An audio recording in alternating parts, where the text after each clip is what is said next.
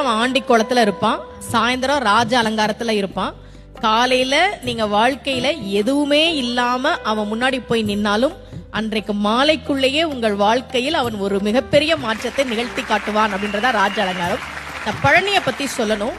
தமிழ்நாட்டுல முதல்ல ஒரு கோவில்ல தங்கத்தேர் வந்ததுன்னா அது பழனியில தான்.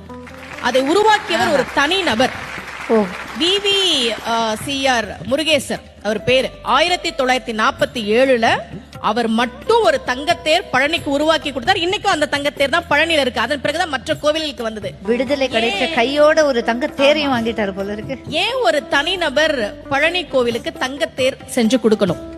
அவருக்கு ரொம்ப வருஷமா குழந்தை இல்ல. முருகன் கிட்ட, பழனி முருகன் கிட்ட மனமுருகி வேண்டார். இரட்டை ஆண் குழந்தை பிறந்ததால் நன்றி கடனாக அதை கொடுத்தார். அப்போ முருகன் கிட்ட நாம ஒரு விஷயம் கேட்டா கேட்டதை விட அதிகமாக